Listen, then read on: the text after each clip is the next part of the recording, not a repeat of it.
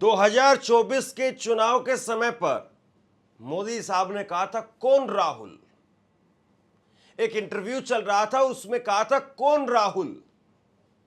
और आज राहुल गांधी इस कदर मोदी सरकार के लिए बुखार बन गए, फीवर बन गए हैं कि अब सीधे दिमाग में जाकर के चढ़ता है। और राहुल गांधी जिस चीज को पकड़ते हैं, बीजेपी अब उसी चीज में सबसे ज्यादा घबराती है। केवल 72 घंटे पहले राहुल गांधी ने कहा था कि मुझे बुला लो, मैं आ जाऊंगा और मैं आकर के मैं और आप लोग दोनों साथ में मिलकर के दबाव डालेंगे सरकार के ऊपर। और सरकार को आखिरकार पीछे हटना पड़ा, सरकार को झुकना पड़ा और सरकार ने अपना फैसला पलट दिया है।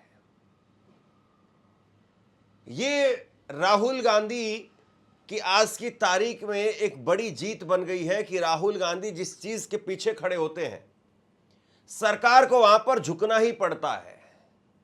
मोदी जी, अमित शाह जिस तरीके से राहुल गांधी को पप्पू कह करके और हल्का करने की कोशिश करते रहे, आज वही पप्पू जो है वो मोदी सरकार के ऊपर 2.5 किलो के हथौड़े के तौर पर बरस रहा है।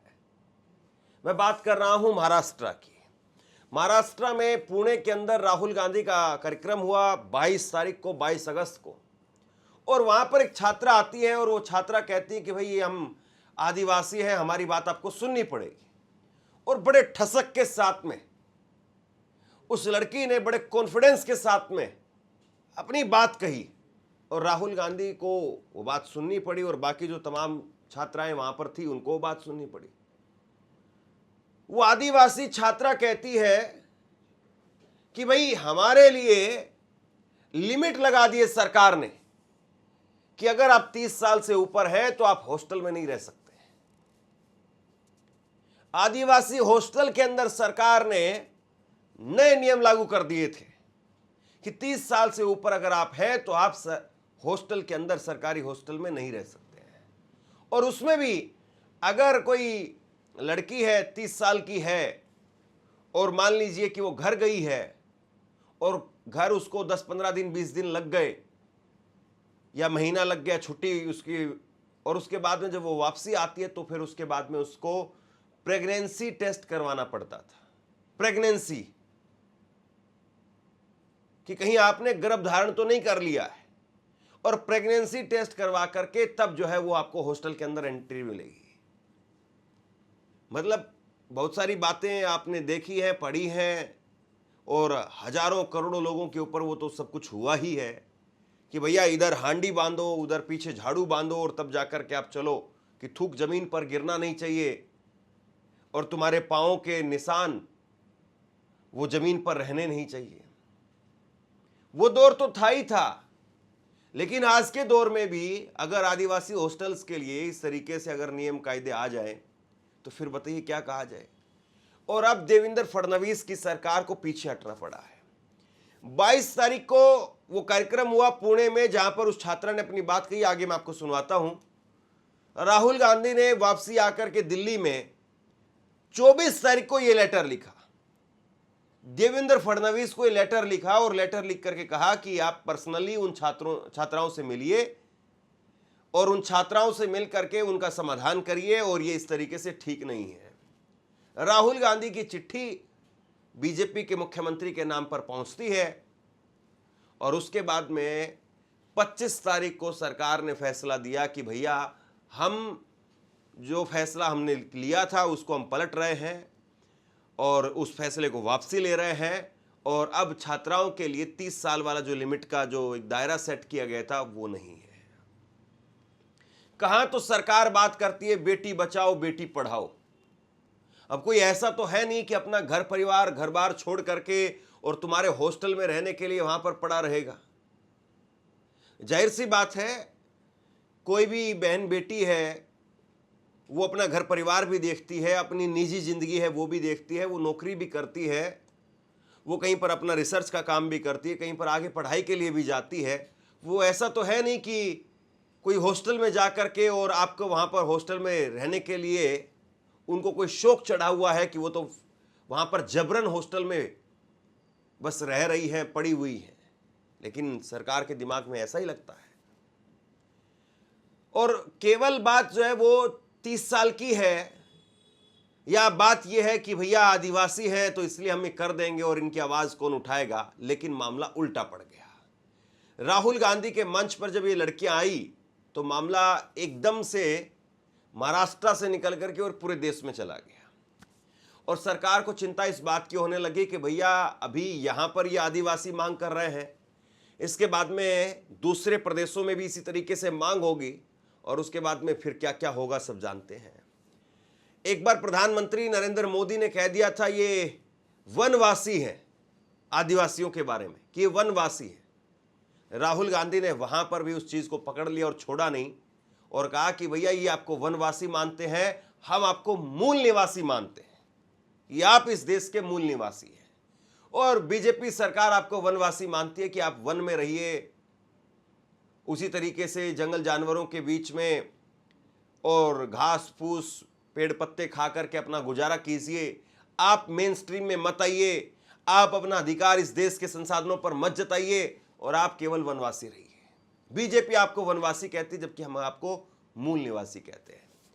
मुझे लगता है कि एक बार जरा उस लड़की के तेवर आप सुन लीजिए, और इस लड़की के तेवर और राहुल गांधी का मंच, जब ये दो चीजें मिली तो सरकार को समझ में आ गया कि ये तो मामला वापसी करना पड़ेगा, ये तो बहुत भारी मामला जो है बन सकता है।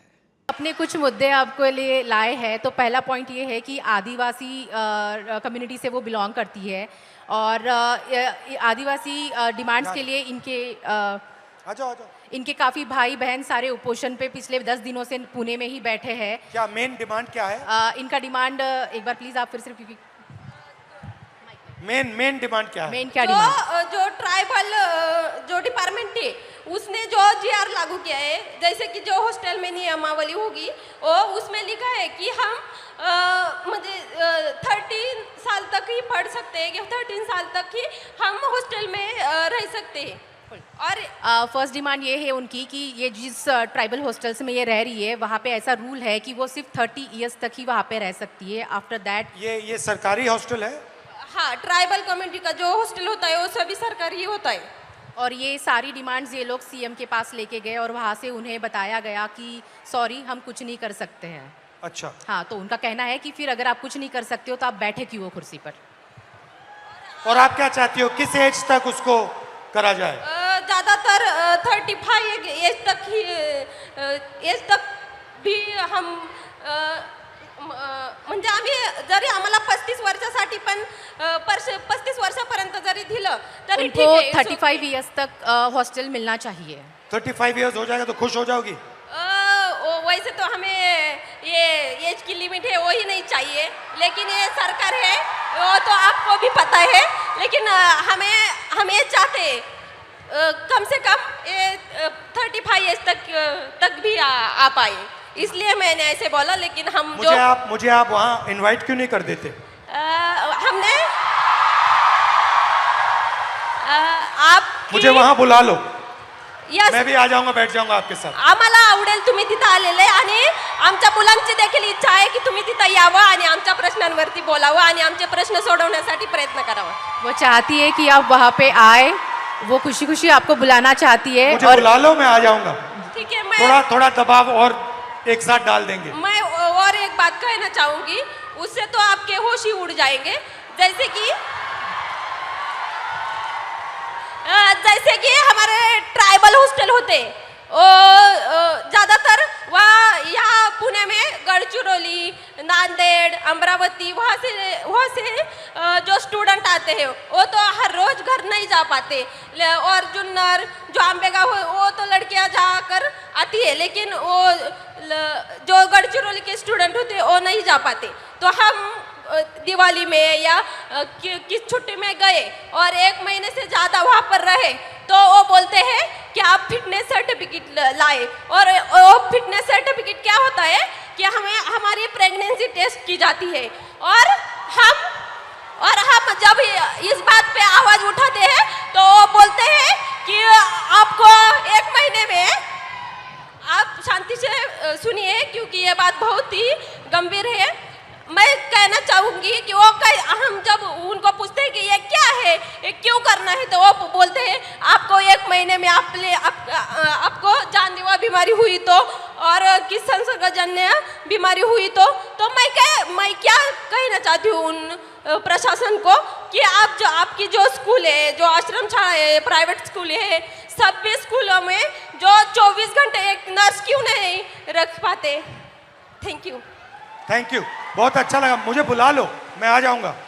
अब सरकार बहादुर बताए कि भाई आखिरकार क्या ऐसा सरकार को सपने में आया कि सरकार ने फैसला पलट दिया। 5 अगस्त को आदिवासी हॉस्टल के नए नियम लागू किए गए थे, 5 अगस्त को, और 14 अगस्त को सरकार ने कहा था कि भैया 26 साल तक की जो लिमिटेशन थी उसको बढ़ा करके हम 30 साल के लिए कर रहे हैं।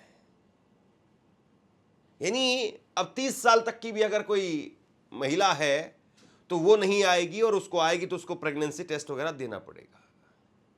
जबकि अगर कहीं पर कोई पढ़ाई करता है और अगर उसकी 30 साल की उम्र हो रही है तो जाहिर सी बात है उसको सामाजिक, अपना परिवार, अपना घर गृहस्थी वो भी बढ़ाने का अधिकार है। लेकिन आप लिमिट तय कर रहे हैं, आप कह रहे हैं इधर ये और इधर ये, या तो ये करिए या फिर ये करिए। और यही जो है सबसे बड़ी बंदिश आती है कि आप ऐसा कैसे कर सकते हैं। लेकिन ये तो अभी शुरुआत हुई है। आदिवासी जो छात्र मांग कर रहे हैं, जो वहां पर प्रोटेस्ट में बैठे हुए हैं, उनकी 10 डिमांड है। सुनिए जरा। 5 और 14 अगस्त के सरकारी प्रस्ताव को वापस लिया जाए, ये उनकी मांग है। दूसरा, हॉस्टल की 30 साल की उम्र सीमा खत्म की जाए या उसको 36 साल किया जाए। तीसरा, हॉस्टल भत्ते और आर्थिक प्रावधान में महंगाई के हिसाब से बदलाव हो। चौथा, आदिवासी छात्रों को नीतियां बनाने में प्रतिनिधित्व दिया जाए। पांचवा, सांप के काटने से मारी गई 3 छात्राओं के परिवारों को 1-1 करोड़ रुपए का मुआवजा दिया जाए। छठा, जिम्मेदार अधिकारियों पर गैर इरादतन हत्या का केस दर्ज किया जाए। सातवां, आदिवासी छात्रों को 10 करोड़ रुपए का बीमा कवर दिया जाए। आठवां, 1250 आदिवासी पदों पर लंबित भर्ती तुरंत शुरू की जाए। नौवां, हटाए गए PESA कर्मचारियों को बहाल कर स्थायी किया जाए और PESA भर्ती नियम लागू हों। और 10वां, जाति वैधता से जुड़े सरकारी प्रस्ताव और बंजारा स्टडी कमेटी वो रद्द की जाए। तो अभी तो आपने पहला ही स्टेप पार किया है फडणवीस साहब। अभी तो जो है वो कई गाने और गाने पड़ेंगे आपको। गाने मैं इसलिए कह रहा हूं क्योंकि इनकी एक वीडियो बहुत वायरल हो गई थी वंदे मातरम के टाइम पर, जब ये कह रहे थे कि हम जिएंगे मरेंगे ए वतन नहीं ए सनम तेरे लिए। तो फडणवीस साहब, आपको कई सारी चीजें सुधारने की जरूरत है, और ये तो एक तरीके से शुरुआत है। आदिवासी छात्रों की 10 मांगे हैं, और इन 10 मांगों को लेकर के अब जो है वो आपको फैसला लेना है कि आप क्या करेंगे, वहां पर छात्रों किस तरीके से मनाएंगे। राहुल गांधी ने छात्राओं की मांगों को लेकर के ये लेटर लिखा था, और ये लेटर लिख करके सरकार को कहा था कि भाई आप जो है वो जा करके और इस पर काम कीजिए, और आपको जो है वो छात्राओं की बातों को सुनना पड़ेगा। लेकिन बात केवल एक आदिवासी छात्रा की नहीं है, बात इस देश में आधी आबादी की है। और नरेंद्र मोदी सरकार अब वो महिला आरक्षण को लेकर के बीजेपी पूरे का पूरा जो लॉबी है, इकोसिस्टम है, वो राहुल गांधी पर हमलावर थी कि राहुल गांधी वो महिला आरक्षण को पास नहीं होने देना है। जबकि बीजेपी ने जानबूझ करके महिला आरक्षण को अटैच कर दिया परिसमन के साथ में, और परिसमन के साथ में जब उसको अटैच कर दिया तो मतलब ये हो गया कि ना नोमन तेल होगा और ना राधा नाचेगी। मतलब कि परिसमन होगा नहीं, और परिसमन होगा नहीं तो महिला आरक्षण लागू नहीं होगा। जबकि राहुल गांधी कई बार कह चुके हैं कि भाई आप आज की तारीख में जो 543 सीटें हैं, उन 543 सीटों पर यह महिला आरक्षण लागू कर दीजिए। लेकिन बीजेपी कहती नहीं नहीं, हम पहले परिसमन करेंगे और परिसमन करके और फिर सीटें बढ़ाएंगे और फिर जाकर के महिला आरक्षण आएगा। अब इसका मतलब क्या है? इसका मतलब यह है कि बीजेपी कान को घुमा करके पकड़ना चाह रही है, और बीजेपी चाह रही है कि परिसमन करें और परिसमन करके जहां जहां बीजेपी मजबूत है वहां वहां पर सीटें बढ़ जाएं, और वहां वहां पर सीटें बढ़ जाएंगी, और जहां पर बीजेपी कमजोर है वहां पर सीटें कम हो जाएंगी, तो बीजेपी कभी सत्ता से बाहर जाएगी ही नहीं। फिर अगर मान लीजिए कि निष्पक्ष चुनाव भी होंगे, अभी तो चुनाव को लेकर के एक सवाल है कि चुनाव निष्पक्ष नहीं है, ये एक बहुत बड़ा सवाल है। अगर मान लीजिए कि यह सवाल खत्म भी हो जाएगा और चुनाव निष्पक्ष भी हो जाएंगे, तब भी अगर परिसमन हो गया, और जैसा विपक्ष बार बार आरोप लगा रहा है कि परिसमन होगा, तो परिसमन करके और बीजेपी जहां जहां पर उसका स्ट्रॉन्ग होल्ड है, या जहां जहां पर उसने लोगों को पूरी तरह से ब्रेन वॉश कर दिया है, वहां वहां पर, या जहां जहां पर बीजेपी की हिंदू मुसलमान की राजनीति चलती है, वहां वहां पर भाजपा सीटें बढ़ा देगी। और स्पेशल हिंदी पट्टी राज्यों में भी उस तरीके से परिसमन किया जाएगा, जैसा विपक्ष बार बार कहता है कि भाई जहां जिस तरीके से जिन गांवों में, जिन मोहल्लों में भाजपा को कभी सालों से वोट नहीं मिलते रहे, वो अलग कर दिए जाए, और जो जहां पर भाजपा का स्ट्रॉन्ग होल्ड है वहां जो है वो अलग कर दिए जाए। यानी हार के चांस जहां पर थे, यानी एक तरीके से आप यूं कहिए कि जो खराब जैसे सेब होता है पिचक जाता है कहीं से, या केला होता है कहीं से पिचक जाता है, दागी हो जाता है, तो दागी काट करके जो वो विपक्ष को दे दो, और जो अच्छा रहेगा 70% 80% उसको अपने में ले लो। और अब फिर जो है वो बीजेपी, ये जो विपक्ष की पार्टियां हैं, वो दागी में, यानी जहां बीजेपी का बहुत स्ट्रॉन्ग होल्ड है वहां पर आप लड़ने की कोशिश करते रहिए, कितना लड़ेंगे आप, लड़ते रहिए। तो महिलाओं को लेकर के बीजेपी जो कांग्रेस पर हमलावर थी, राहुल गांधी ने पहली बार ये छात्रों की गूंज में दिखा दिया कि महिलाएं किसके साथ हैं। और पैट्रियार्की को लेकर के, पितृसत्ता सोच को लेकर के, या जिस तरीके से महिलाओं के ऊपर एक अंकुश लगाया गया पैट्रियार्की के नाम पर, उसको लेकर के राहुल गांधी ने जो हमला बोला, बीजेपी उससे घबराई हुई है, बुखलाहट में है। और राहुल गांधी ने साफ कहा, be loud be proud smash the patriarchy, यानी जोर से बोलिए, गर्व से बोलिए, और ये पितृसत्ता जो सोच है इसको उखाड़ फेंकिए। ये जो सिस्टम है, पितृसत्ता का सिस्टम है, उसको उखाड़ फेंकिए। मोदी जी कहते हैं कि कल्चर शॉक लगा कि लड़कियों ने गालियां कैसे दी थी। लड़कों ने गाली दी, इससे उनको कल्चर शॉक नहीं लगता है, उनका कल्चर खराब नहीं होता है। और यह सोच प्रधानमंत्री की है।